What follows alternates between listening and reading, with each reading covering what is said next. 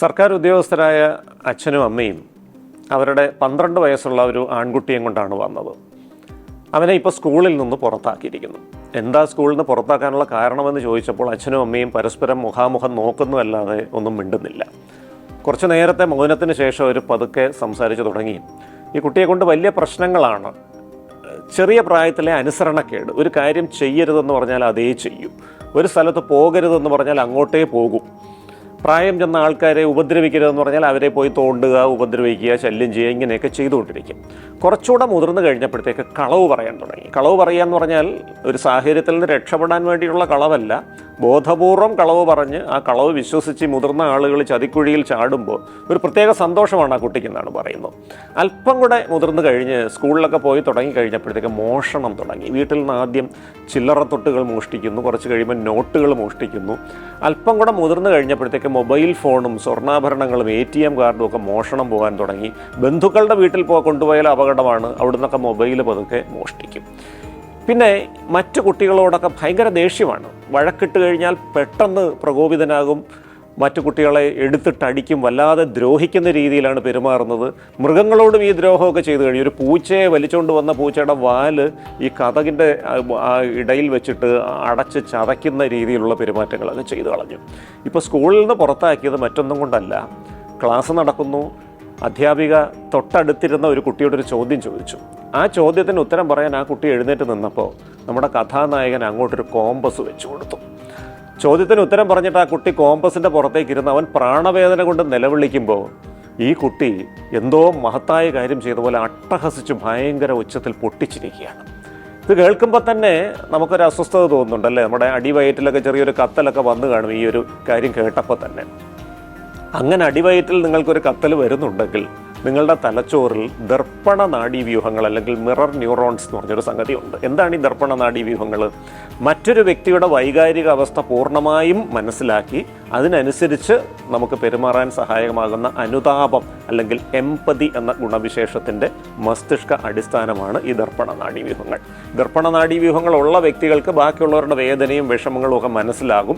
അതിനനുസരിച്ച് അവരെ സഹായിക്കുന്ന രീതിയിൽ പെരുമാറാനും പറ്റും. പക്ഷേ ഈ ഒരു കുട്ടിക്ക് കോണ്ടക്ട് ഡിസോർഡർ എന്ന് പറഞ്ഞൊരു പ്രശ്നമാണ്. ഈ കോണ്ടക്ട് ഡിസോർഡർ ഉള്ള കുട്ടികളുടെ ഒരു പ്രശ്നം, അവരുടെ തലച്ചോറിൽ ഈ ദർപ്പണ നാഡീവ്യൂഹ വ്യവസ്ഥിതി അത്ര ശക്തമല്ല. അതുകൊണ്ട് തന്നെ ബാക്കിയുള്ളവരുടെ വികാരങ്ങളും വിഷമങ്ങളും ഒന്നും മനസ്സിലാക്കാൻ ആ കുട്ടിക്ക് പറ്റില്ല. ബാക്കിയുള്ളവരെല്ലാം നമുക്ക് തല്ലിപ്പൊട്ടിക്കാനുള്ള കളിപ്പാട്ടങ്ങളാണ് എന്നുള്ള രീതിയിലായിരിക്കും അവർ ചിന്തിക്കുന്നതും പെരുമാറുന്നതും. ഇതാണ് പലപ്പോഴും അവരുടെ സ്വഭാവത്തിൽ ഇത്തരം പ്രശ്നങ്ങൾ ഉണ്ടാക്കുന്നത്. അപ്പോൾ അനുസരണക്കേട്, മോഷണം, കളവ് പറച്ചിൽ, മൃഗങ്ങളെയും മനുഷ്യരെയും ക്രൂരമായ രീതിയിൽ ഉപദ്രവിക്കുക, നിയമങ്ങൾ ലംഘിക്കുക, കുറച്ച് കൗമാരത്തിലേക്ക് എത്തിക്കഴിയുമ്പോൾ സമാന താല്പര്യമുള്ള മറ്റു കുട്ടികളെ കണ്ടെത്തും. ഇവരെല്ലാം കൂടി ഒരുമിച്ച് ചേർന്നൊരു ഗ്യാങ്ങായിട്ട് സംഘടിത കുറ്റകൃത്യങ്ങളിലേക്ക് പോയെന്നിരിക്കും. ദുർബലരായ കുട്ടികളെ പിടിച്ച് നിർത്തി അവരുടെ കയ്യിലുള്ള പണവും മറ്റു വസ്തുക്കളും അപഹരിക്കുക, അവരെ ശാരീരികമായി ഉപദ്രവിക്കുക, ഭീഷണിപ്പെടുത്തുക, ബ്ലാക്ക്മെയിൽ ചെയ്യുക, ഇത്തരത്തിലുള്ള രീതികളിലേക്കൊക്കെ ഇവർ പോയെന്നിരിക്കും.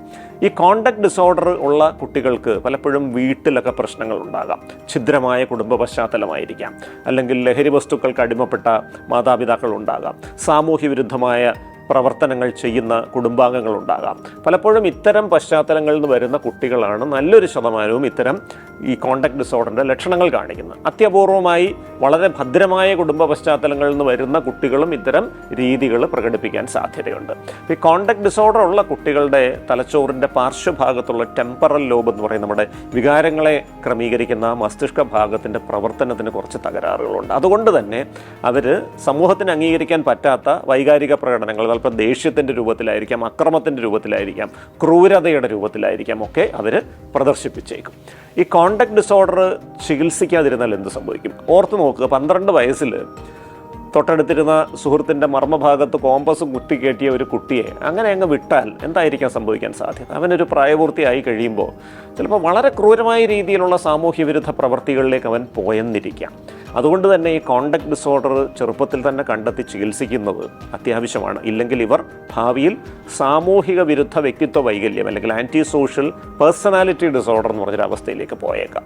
കോണ്ടക്ട് ഡിസോർഡർ ഉള്ള കുട്ടികളെ നമുക്ക് ചികിത്സിച്ച് ഭേദപ്പെടുത്താൻ 3 കാര്യങ്ങൾ ചെയ്യണം. ഒന്ന്, ഈ തലച്ചോറിലെ ചില രാസവസ്തുക്കളുടെ അളവ് ക്രമം തെറ്റിയിട്ടുണ്ടാകും ഇവരിൽ. അത് ക്രമീകരിക്കാൻ സഹായിക്കുന്ന ചില മരുന്നുകൾ കൊടുക്കേണ്ടി വരും. ആ മരുന്നുകൾ വഴി ഇവരുടെ ദേഷ്യവും അക്രമവും ഇവരുടെ വൈകാരിക അവസ്ഥയിലെ അസ്ഥിരതയും ഒക്കെ ഭംഗിയായിട്ട് നിയന്ത്രിക്കാൻ പറ്റും. 2, ഇവർക്ക് ഓരോരുത്തർക്കും എന്തെങ്കിലുമൊക്കെ കഴിവുകൾ കാണും. ഒരുപക്ഷെ സർഗാത്മകമായ കഴിവുകളായിരിക്കാം, സൗഹൃദം നിലനിർത്താനുള്ള കഴിവുകളായിരിക്കാം, കായികമായ കഴിവുകളായിരിക്കാം. ഈ കഴിവ് എന്താണ് എന്ന് കണ്ടെത്തി അത് പരമാവധി ഉപയോഗിക്കാൻ പറ്റുന്ന തരത്തിലുള്ള അവസരങ്ങൾ, പരിശീലനങ്ങൾ ഇവർക്ക് കൊടുക്കണം.